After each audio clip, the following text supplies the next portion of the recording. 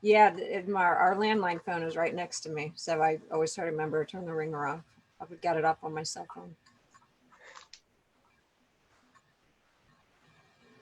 All right, it looks like Oh my here God, we are. my ringer on my desk phone. Hang on. God, I didn't even think about that. Mm. 1 sec. Playing from Jeffrey's phone. No, don't play from Jeffrey's phone.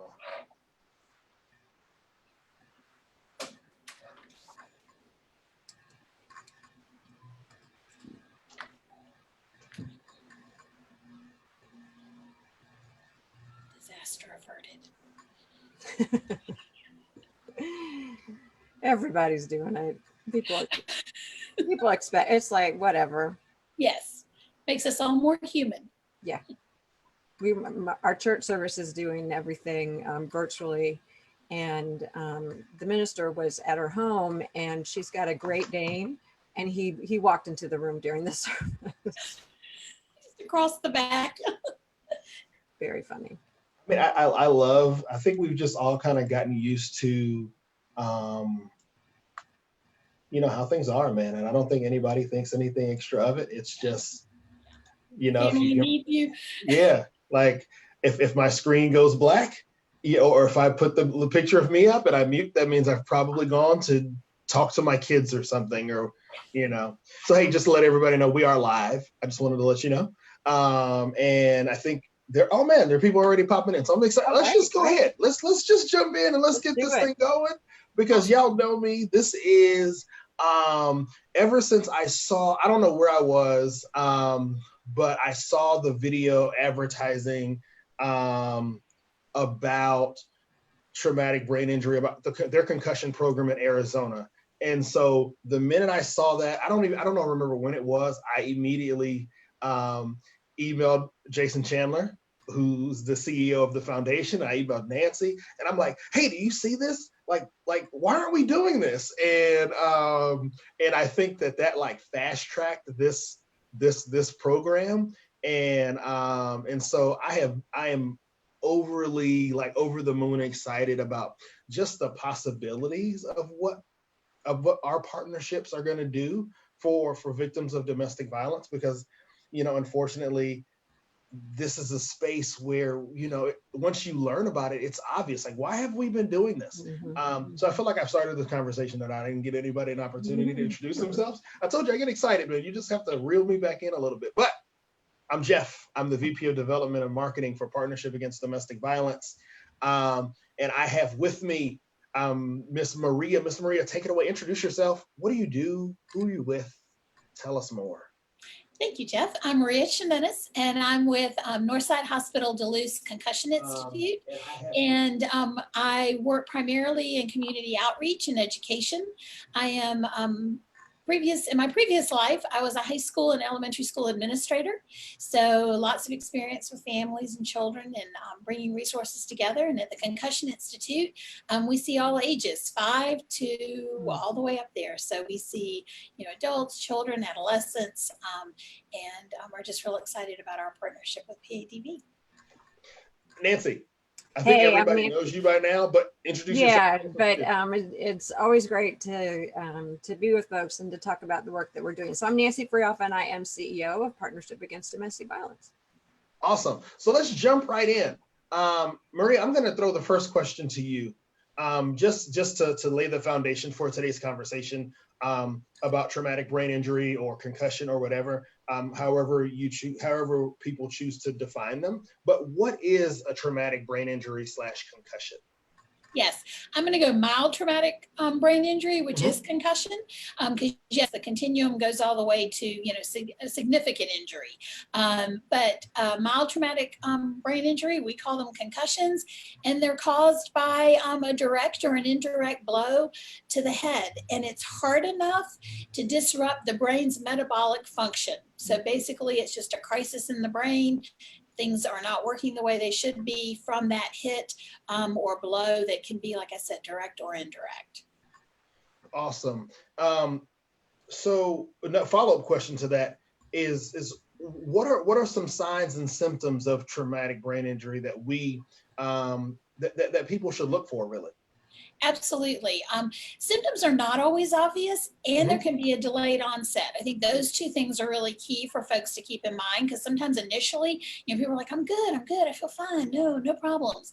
But, within a few hours, they start to have symptoms. So the most common signs and symptoms that we see, because they kind of fall into three areas, but physical headache is the most common.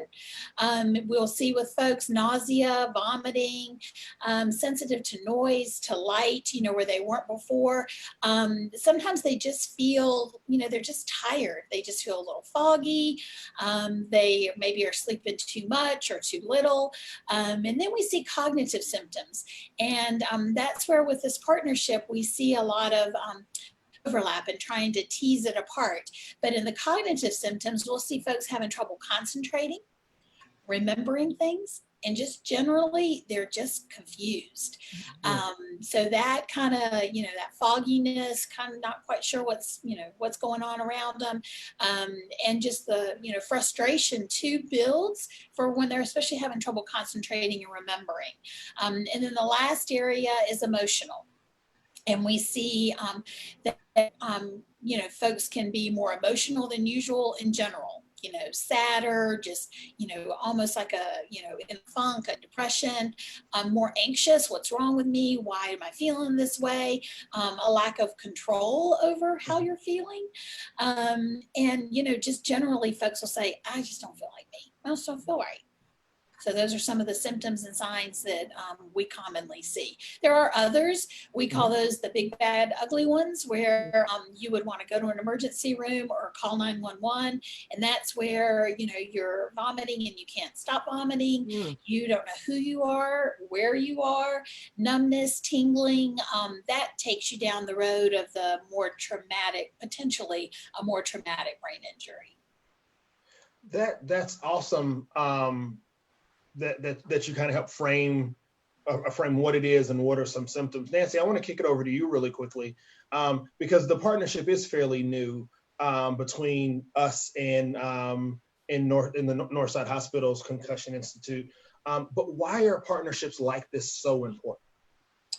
Well, we are delighted to be partnering with the Concussion Institute, and so many of the symptoms that Maria described could very much be symptoms of being the victim of domestic violence. The emotional, not feeling like yourself, confusion, feeling more anxious, not being able to think clearly. And we also know that people that are victims of domestic violence, very often the violence that happens to them could cause traumatic brain injury. So it could be being shoved down on the ground and hitting your head. It can be being grabbed and knocked against a wall. We also know strangulation can cause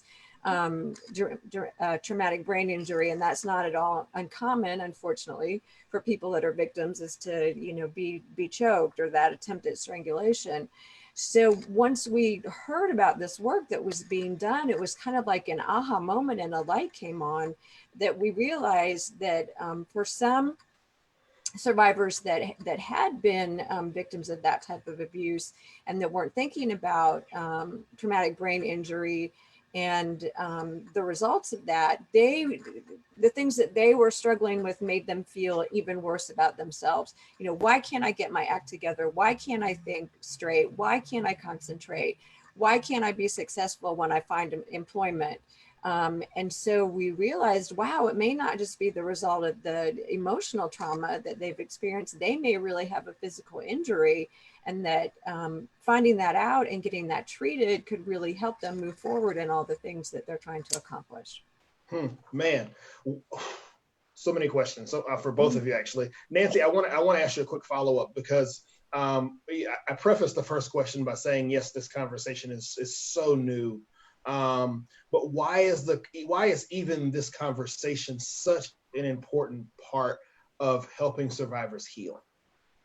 Again, I think, and again, it really, when we heard about this, it was such an aha moment, and it was such a light bulb coming on, and that of course this could mean why survivors suffer some of the things that they suffer from, and that if we could treat it, that it would really enable them to move forward in ways that they're not able to move forward without treating it. And there's been a lot more work done now at the federal level in the medical field and the domestic violence field of saying, we really haven't looked at this enough. We've thought about concussions in athletes, but we haven't realized again that the type of injuries and the type of violence that domestic violence survivors experience also puts them at very high risk for concussion and repeated injury. And I'll let Maria talk a little bit more about the consequences of repeated injury. But for, again, most of the people that we're serving, they didn't get their head knocked into the wall once. They got it knocked into the wall 4 times, and they got shoved down on the ground every few months. And so that repeated brain injury with that treatment can cause even more consequences. So Nancy, you brought up a bunch of great points here. And Maria, I actually have 2 questions for you. One is how dangerous are how dangerous is or are a traumatic brain injury? And then picking up from where Nancy left off, what's that treatment like for someone who does have I guess we're framing this around a mild case of a traumatic brain injury. So 2 questions, how dangerous and what's the treatment like? Absolutely. Well, I'll start with dangerous. Yes, all concussions are serious, regardless of where you fall on the, how, the injury occurred. Mm-hmm. Your brain, it powers your whole body. So Pretty it's important. Yeah. So when it's compromised, when the metabolic function is disrupted, when it's not working the way it's supposed to be working, you got to stop. You got to pay attention to the symptoms. You've got to let your brain rest and give it the time that it needs to heal. And taking that time for it to recover is probably the hardest part for folks. The re-injury, Nancy's point, I can't even emphasize it enough. What we see is that if you are injured and you sustain this injury and you recover from it, then long-term, deficits or, issues are less likely. However, if you are injured, don't heal, injured again, don't heal, that repetitive without fully recovering leaves obviously long-term possibility of long-term deficits across the board. And that's where I think the work we're doing is so important, is recognizing at what point we're stepping in. Most likely this is not the first injury, and trying to go retro to say, well, in a previous injury, and trying to understand what they are still dealing with, because we see the pre-existing conditions. If there's a diagnosis of migraines in a family or depression or anxiety, that just gets exacerbated with this injury and heightened. So that recognizing that and handling that, our medical professionals have different trajectories for recoveries. So if it is, family history of migraines, then they look very closely at that headache management. Our neurologists get involved. If it's anxiety and depression, lots of education, because sometimes it's just knowing you're going to get better. That help get you back on that path.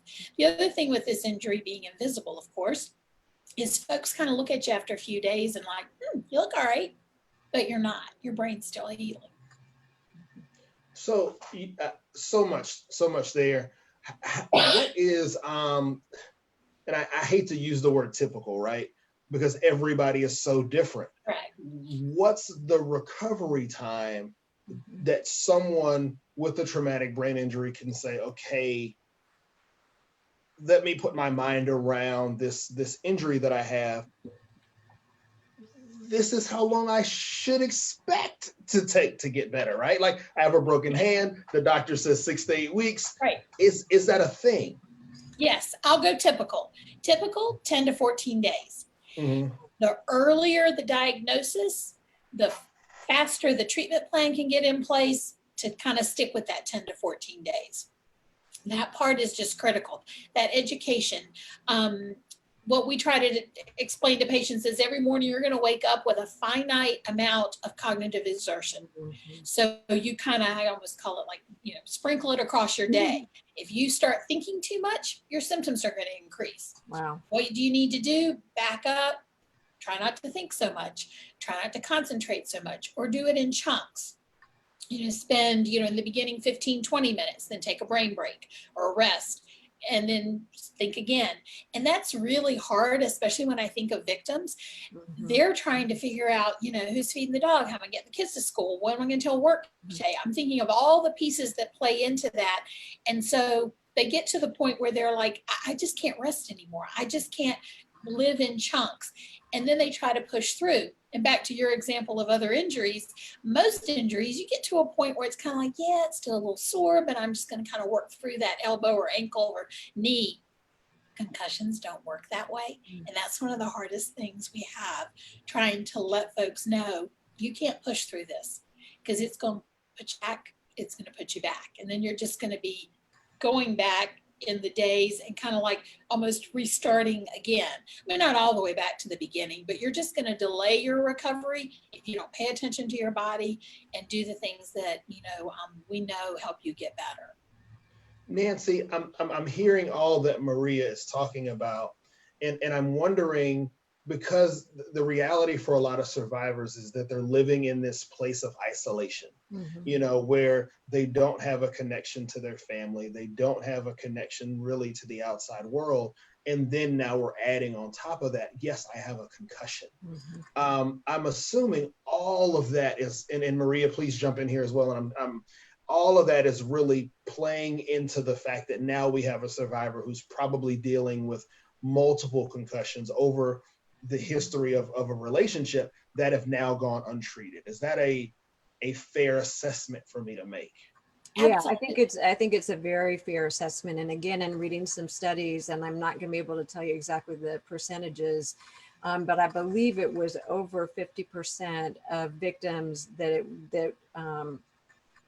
it was determined that they'd suffer from a concussion had multiple concussions over a period of time. And another thing that survivors struggle with this is that one of the forms of abuse that the batterer can use is to deny the victim medical care.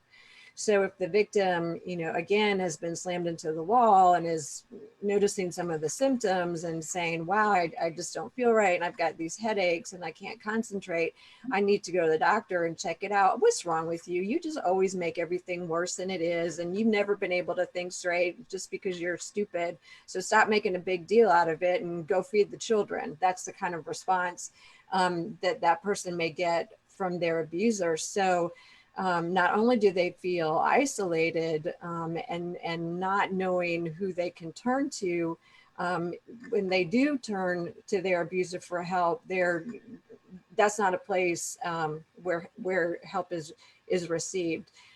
We have a 24-hour hotline. We always talk about our hotline, 404-873-1766. And we encourage people, if they're struggling with this, if they're thinking they may have an injury, call the hotline. We can talk with you about it. We will validate what you're experiencing, and we will help get you the resources that you need so you can recover and you can heal. And Maria, I agree with you. I think that's such an important component to let survivors know, is that there is help, there is healing, there is a bright future for you as you move through this and as you move past the abuse. Yes, absolutely. And our providers, very much in their education part and talking with the patients, that's where the training from you all was so key for us. I, would like to say all of our providers have always been empathetic, but everyone's on a different continuum as far as, what they know and what they, what they've learned about domestic violence and their awareness. But I think that our staff really has embraced and done a great job of having that compassion piece. And to me, the thing that we hear the providers say over and over again is just the validation that this is an injury. This is not in my head. This is not, and when you talked about the emotional abuse as well, that piece is key, because you start to question, well, maybe I am, maybe it is all in my head, or maybe it's not as serious as I think it is. But yes, it really has. We've seen that education be almost empowering for folks. No, this is real, and this is what I can do. That's the other piece, is actually having steps and having the control over how I can get better from the information from our doctors, the assessments. They, do different assessments, very, unique, very individual treatment plans, because every individual is unique. And then being adults, we come with lots of previous history of health, and maybe not necessarily just from injuries, but other health issues that could impact the recovery as well. And Maria, I want to talk a little bit about what you said about empowering. I think yes, it is incredibly empowering for survivors to realize it's not in my head. This is creating damage for me. It's creating physical damage for me. And as survivors move into court cases and filing for temporary protective order, or if there's been an arrest made and charges are being brought and they've received treatment for traumatic brain injury, for concussions, being able to take that into court and say, I'm not making this up. This physician has diagnosed me that because of this abuse, this has happened to my brain, and I have had to struggle with healing and the consequences of it. And so you've got really good physical evidence of what that abuse has created for that survivor. And that's incredibly empowering.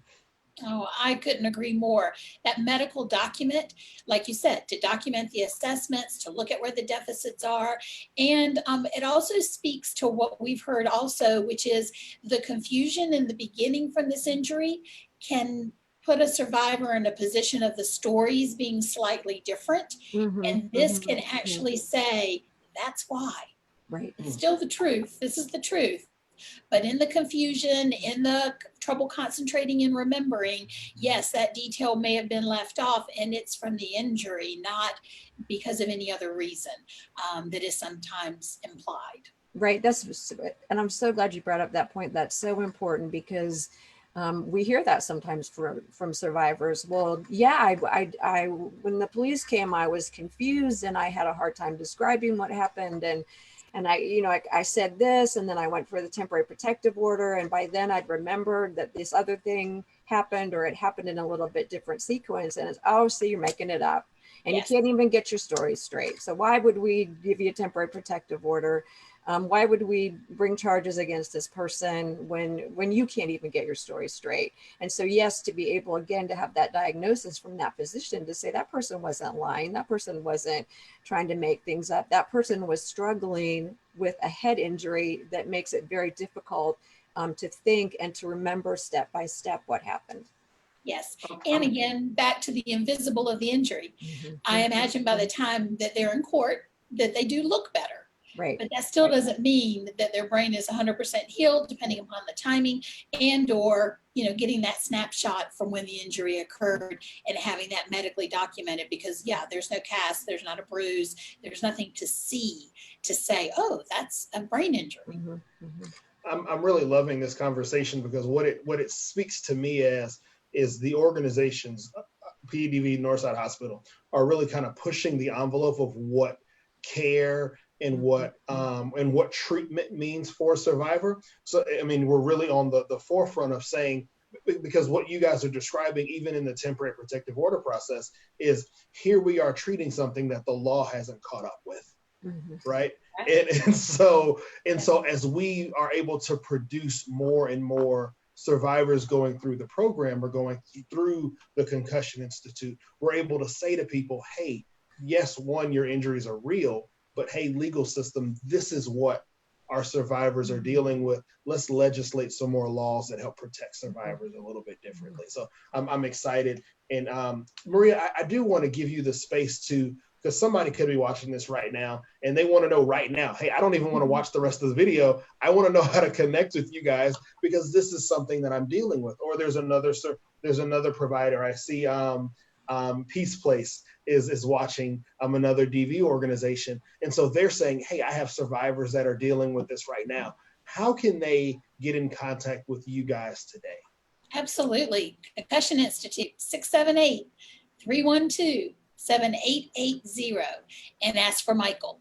Or actually anyone that answers the phone can help them. 678-12-7880, the Concussion Institute, ready and willing and very interested in helping folks. And Maria, Awesome. talk a little bit about the telemedicine work, because you know we are so fortunate to have you in Gwinnett County, where one of our shelters is located. But you're one of very few concussion institutes in the whole country. So I know you all have really been at the forefront of providing your services through telemedicine. And then talk a little bit about your van as well, because I think that's another really great way that you're out in the community providing services. Yes, absolutely. Thank you. Telemedicine, we do offer those appointments. And so that's very easy to schedule. You know, someone just needs basically, you know, the app on their phone or their device at home. We can, you know, pull in several folks if they want others to, you know, attend or, you know, participate in the appointment. Insurances, covering that as if you were in the office. Wow. In addition to that, we do have self-pay at a greatly reduced rate. We also have financial assistance that can be done quickly over the phone. It's not a long drawn out to look at, you know, what percentage of the actual cost would actually have to be incurred. Northside, in my opinion, is extremely ahead of the curve with that, does a great job. We also have a van, as Nancy said, that we travel and we do baseline assessments. There is a neurocognitive test called Impact, which is basically, you know, takes about 30 minutes. It's a computerized test and it takes a snapshot of your brain on a typical day. And so then if injured, you take the assessment post-injury, and then the medical professionals, the doctors can see where the deficits are, where your baseline was, how you performed after injury, and then that helps with the development of the treatment plan. So we are doing the community at no cost as well. And then there is a child one as well. That one's an app on an iPad that we administer for ages 5 to 11. And then from 12 and up, you can take it on the regular one. So we offer that. So you can reach out to me. I'm trying to think, Jeff, what's the best way? Is there a way to put my email on here? I'll do that. I'll make sure when we're done today. And my direct line. Perfect. Okay, perfect. I sure will. I'll make sure before, as we wrap this up, I'll make sure to add that to the comment section of the post today, because I want to make sure, like, Nancy, I think you brought up the point, man, that there aren't many concussion institutes or many hospitals in the United States doing work specifically to treat concussions. And so it's not, I'm assuming it's not going to be uncommon for somebody in North Carolina to reach out to Maria and say, hey, I need to do the telemedicine thing because I can't physically drive 5.5 hours to get there, but I know this is something that I'm dealing with. So I'll make sure that people can reach out to you, Maria. And then as far as whatever, you know, folks are listening, if there are folks that, you know, have shelters in other places or organizations, we, you know, like I said, community outreach and education. So we're happy to take the van and come do, you know, education and provide education. And, you know, like I said, Northside, again, just is very, very committed to community benefit. And I see it every day I work here.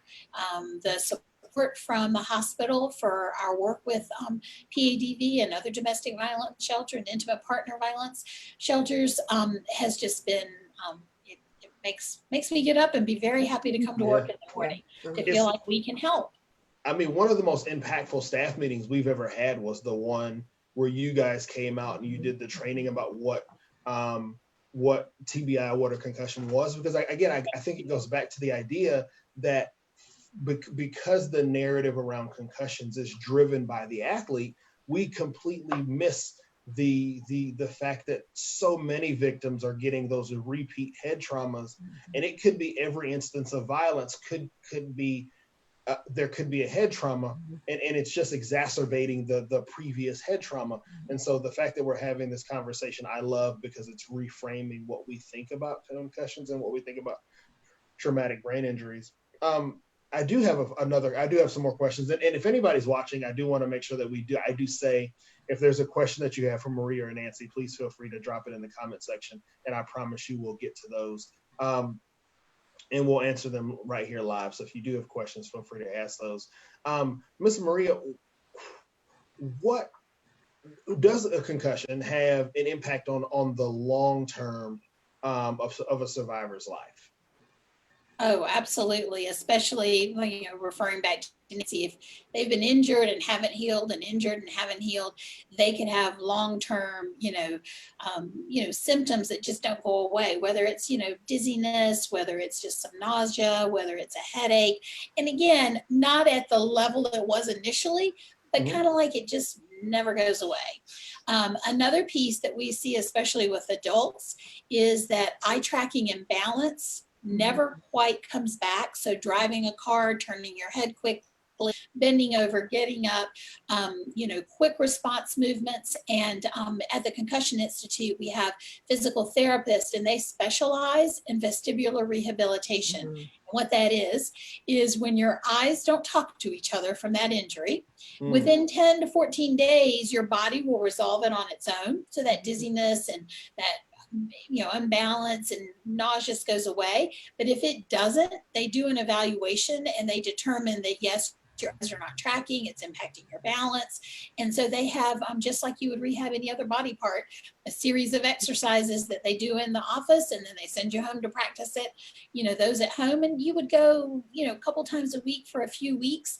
And that has been life-changing for some folks who come in who've had residual issues and said, I've been to doctor after doctor, went to an ear, nose, and throat doctor, went back to my primary care, couldn't figure out, thought it was an infection of some sort. But that feeling is just so unsettling. We make the analogy almost to like vertigo. It's not quite as severe as that, but it's that feeling of you just can't, you just kind of have to stop when you stand up. You're just a little uncertain. So there you also have the ability to hurt yourself again, like yourself, just like tripping and falling because you're off balance.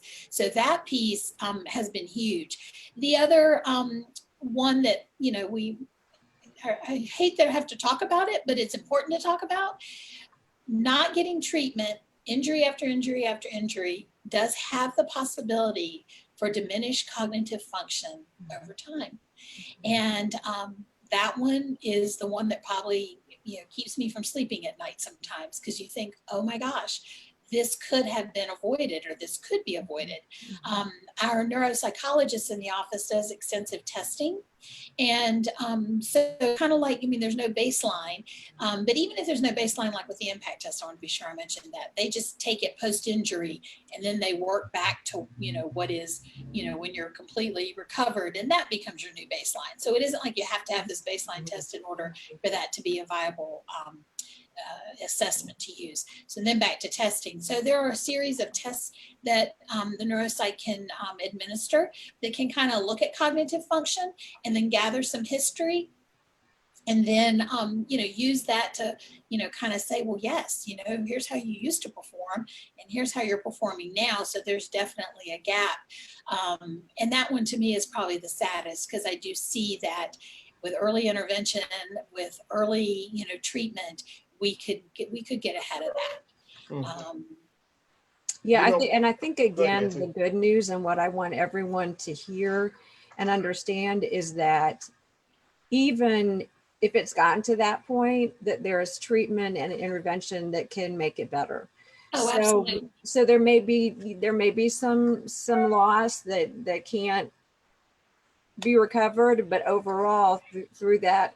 And the other thing I really wanted to emphasize is how comprehensive your Concussion Institute is with your care, that you have all these different specialties there. So you're able to really determine what is the area that needs treatment, and then really have the resources to provide the treatment in that area. So I don't want people to think they are listening, oh my God, yeah, I've had I've had trauma to my head 5 times and I'm struggling and it's just hopeless because it's been repeated and I can't think straight and I'll never be able to think straight. I want them to hear that even though that makes it more challenging, that you all do have the resources to really make a huge impact and to really help them move forward from where they are now.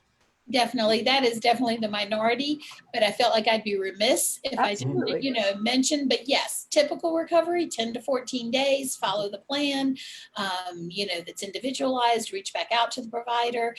The other piece I don't think I mentioned is that the doctors provide accommodations. So folks for work or school, which we found also has been very valuable, that, if they need to not be at work for a little short period of time or have a transition back part-time to full-time, or accommodations, at school as far as more time and being assessed differently. There's lots of pieces that can assist with, getting back to the typical activities of, daily living, and finding that those supports can truly make the difference. That's exactly what I was thinking through, Maria, is I wonder how many, and Nancy, and this is not really a question, but I just wonder how many survivors have gone through this injury repeatedly and then went to their doctor, went to their ENT, went to their primary care, and everybody's saying nothing is wrong, nothing is wrong, nothing is wrong. And then how many survivors have been let go from work because they had this issue that was unseen, that they could never get diagnosed. And so now are they back with their abuser because I lost my job and I didn't have a stable income and I couldn't find a place to stay. And so this just vicious cycle of not being able to be treated for something that they didn't know about. So I think this is why I'm so energized by this convo. And I think that is an important point. And through our partnership with the Concussion Institute now at the shelter, when folks come into the shelter, we're doing a relatively brief, we're not medical doctors, so we're not diagnosing, but we're doing a relatively brief assessment to find out if there's a possibility that this person, number one, may have suffered from abuse that would create a concussion. And number two, if they've had some symptoms that might speak to a possible concussion. And then if it's a yes, then we refer them to the Concussion Institute. Now we cannot make them go, obviously, and sometimes people are not in a place where they're feeling ready to go or willing to go. But I think even us just talking to them about it and letting them know this could be something that you're dealing with helps them get more understanding about what's going on with them. And maybe 6 months, a year down the road, and again, we don't want to wait that long for them to get care, but maybe when they're feeling a little more stable, or if they do go back and get another injury and they're thinking, whoa, this, maybe this is what they were talking about at the shelter. We've given them some information and knowledge that they can act on and use, both to understand what's happening to them and then to get the care that they need. Thank you so much. And I promise you guys, I just have a couple more questions and then I'm done. But I just love this conversation, and I'm learning a lot personally. So I want to ask Maria, earlier, you brought up the fact that you guys use tablets for the kids. And so my next question is kind of centered around them. Is the things that we discussed today around traumatic brain injury and recovery and treatment and what the injury symptoms look like, are they the same for children? Great question. Yes, is the short answer. Yes. I'll elaborate. Actually, when you think about a child, their health history is typically there. If they have this medical chart, they have less health issues. So therefore, typically their recovery definitely falls in that 10 to 14 day. And so we see that, younger patients do recover very typically, if not even faster sometimes. Also, the piece that I didn't talk as much about is physical activity. So when you think of a 7-year-old or even a 9-year-old, having restricting their physical activity so that they don't incur another injury while healing from the injury they have is really very critical as well. And then of course they're going to be in school, so being sure that school is aware. We have great relationships with the schools, that, and even if they're schools we haven't worked with, navigating to the right person and getting those accommodations in place from a medical provider versus mom coming in and saying, they need all these things to be done. And we wean from that, as they improve. And so that's really important, because you don't want a child, having negative impact to their grades based on an injury that, that's a medical injury that should be protected by that. So we do see that having, restricting, where they can walk, and then they can, take the dog for a walk, and then they can go up and down steps, or they, trying to reduce physical activity for young children is probably one of the most difficult things the docs have to convince them of or get their buy-in on. And then, do a gradual, return. And it is similar with adults, except, we understand it probably a little bit better. So if someone says, no, you can't, lift weights today, or you run 10 miles, we're going to do a gradual increase. And what we're always looking for is that balance as you increase cognitive function and physical activity.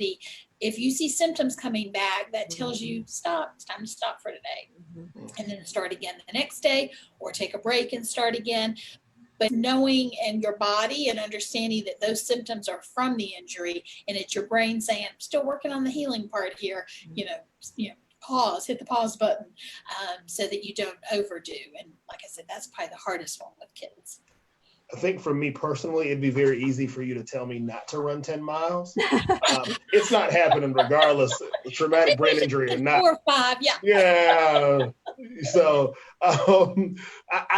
that's such a great conversation. And Nancy, the one thing that I think about is just how important for a survivor being in shelter or being in our care is, because I can imagine a situation where not only does mom have a traumatic brain injury, but the child has one as well. And so having to think about mom having to navigate both of those scenarios all at the same time, I don't know how a survivor could do it without having, the care of somebody like PADV.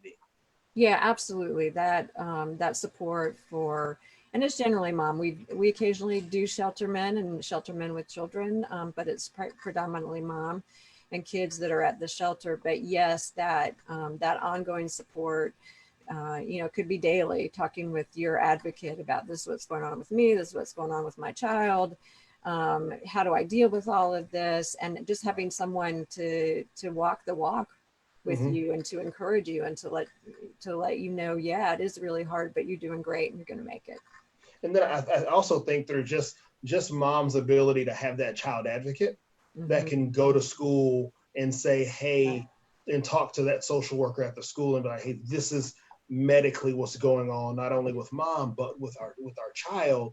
And so these are kind of the steps, because if mom is having trouble with articulating what's going on, just having that advocate that can go to school and speak on their behalf, or in the case of our legal advocates, can go into court and help mom kind of talk through with the judge, hey, this is what's going on.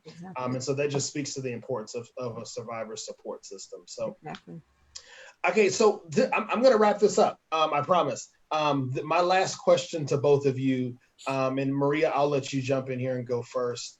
For a survivor that's watching today, what do you say to that person? I would say that through the training and our partnership with PADV, the Concussion Institute, we're here, we're ready to support, evaluate, determine the scope of an injury, make a treatment plan, and help folks get back to, what they love and do in their daily activities. And it's genuine. We, from the front office all the way to the neurologist, our providers are sincere. And I think the training was a key part of that. And our partnership, has made that happen, and it just continues to grow. And we're open to partnerships with other folks. And then you don't have to be affiliated with a partnership to also seek our So thank you. At any point, just call Maria, as I was saying. No matter where you are, just call Maria. Partnership with PADV or not, pick up the phone and call. Nancy, same question. What do you have to say? It can be related to TBI and concussions, or it doesn't have to be, but what do you have to say to a survivor that may be watching today? The main thing that I want to say is that you're strong, and that you are a survivor, and that you have survived things that most of us can't even imagine having to deal with. And I feel like if I had to deal with some of the things that I hear that the people that we care for had to deal with, I think I'd be a puddle on the ground. So appreciate your strength, appreciate your endurance, and know that there are people that care greatly about you and that we stand ready to provide you the assistance that you need. And we will continue to work on creating partnerships and finding great organizations in the community that make our support and our care even better and even stronger. So, and just to close us out, man, I do want to just make sure I thank Miss Maria, Yes. Miss Nancy. I appreciate you both so much for taking some time on a Friday morning to come and have this conversation. It's a heavy conversation for a Friday, but it's much needed. And I want to thank Northside Hospital because not only are they doing great work with obviously with the Concussion Institute, but they are one of PADV's biggest supporters. And I know every time we have something going on, whether it's a program or just needing their guidance and support on something like this, they are always right there to raise their hand and say, yeah, I'm going to jump in and I'm going to be right there with you. So Northside Hospital is amazing, and we appreciate their support and their love. Thank you, Northside. And so, yes, today was an awesome conversation, and I thank everybody who watched today. There were a lot of friends who have actually watched today, so I appreciate all of them. And I just want to make sure that we do let everybody know next Friday, we're going to be having a conversation about domestic violence and its impact and effects on your mental health. So that's kind of this is kind of a great kind of 1-2 combination of conversations. And we're going to be joined by Viewpoint Health and our friends there. So thank you again to the Concussion Institute, Miss Maria, Miss Nancy, for joining us today. If you need PADV's assistance for any reason, we encourage you to pick up the phone, call our crisis line at 404-873-1766, 404-873-1766. So thank you guys. Have an awesome day. Yeah. If we can do anything for you, pick up the phone and call us. Y'all have an awesome day. Thank you. Thank you. Thank you. Thank you.